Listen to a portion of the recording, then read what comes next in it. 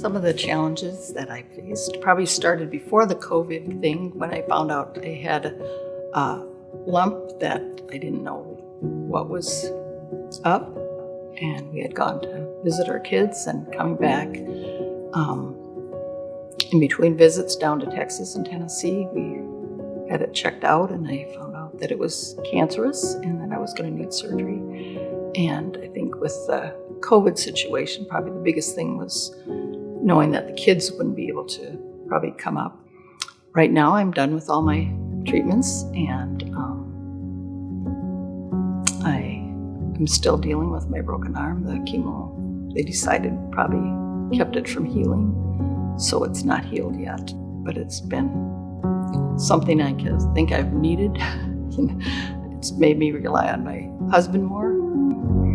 I needed his help, and I think we can do it all, and we don't need any help. And learned that I don't, just kind of like things aren't that important as far as, it has to be done my way. And when you need the help and you can't do it at all, somebody helping you is a true blessing, and it doesn't have to be done my way.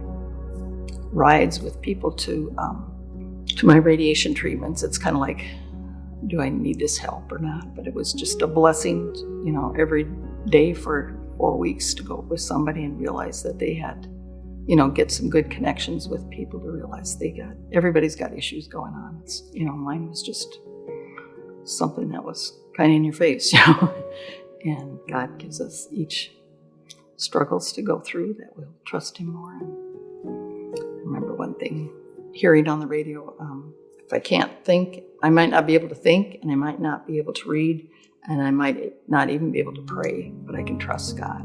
And that was a blessing to me, because there were times, it's like I can't sit down and read my Bible. I just don't feel like I can do this, and I can't, even think, and that other people were praying for you, and you can trust God's promises. Last March, it was really weird, and just a weird feeling when all the COVID started, because no one knew what was going on. So that was something that we've never experienced really, when the whole world is at loss with what the situation is. Well, then we had our online school, and so had its own challenges, because some teachers didn't know how to teach on that because it's a whole new thing.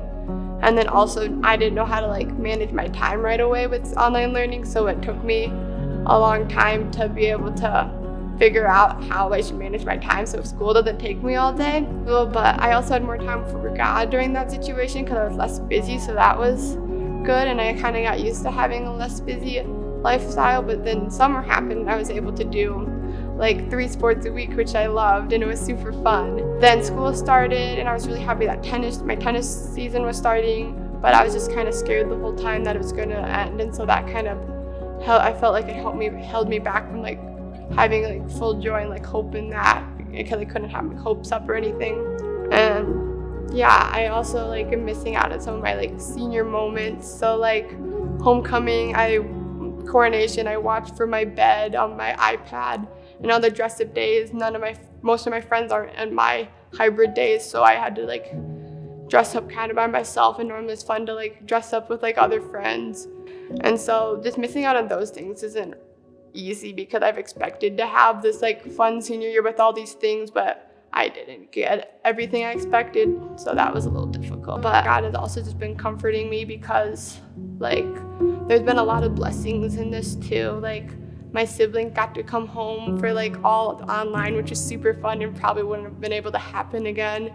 So that was super fun. And there's also been a bunch of other blessings that have been disguised in this bad stuff. So that's just comforting to know that He's still there. And then just little God moments, you don't really, they're just small, but it shows you that He's there and He cares.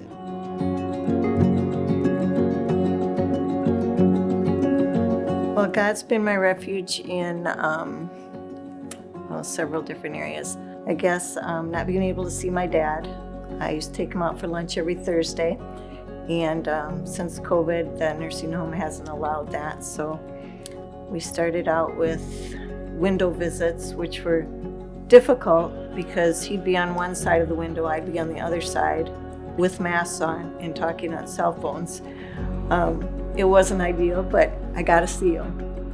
Joel and I started a young people's Sunday school class we were starting in January, and then we found out the week before we started that the coffee shop wasn't open on Sundays.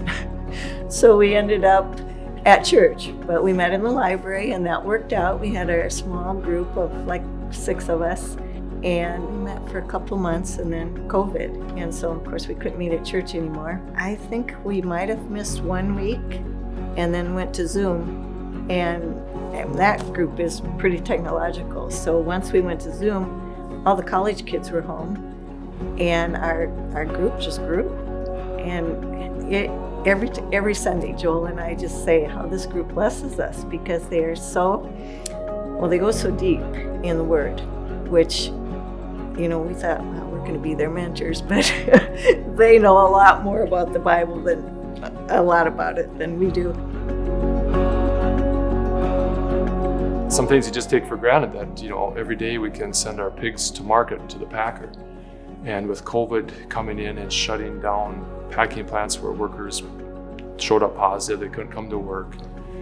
And so these packing plants are forced to shut down. So that happens to us, and we have these pigs that are ready to go to market, and they don't stop growing. And we have new, younger pigs coming in behind that need the building that they're housed in.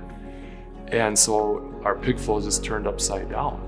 I think, out of this whole thing, and I struggle with this in general, just being fearful of situations or things that aren't going to work out. And especially all these things, just fear came right to came to the top all the time. And it was just, God, I turned this over. Help me not to be fearful. It's going to work out. It might not be the way I want it to work out, but it's going to all work out in the end. And so just taking that shelter, having that shelter to be able to turn over to God, just all these things are yours anyway, And we've been blessed through the years numerous times through our farming operation, but maybe it's not supposed to continue that way, or it's supposed to look a whole lot different. So God, just, take this.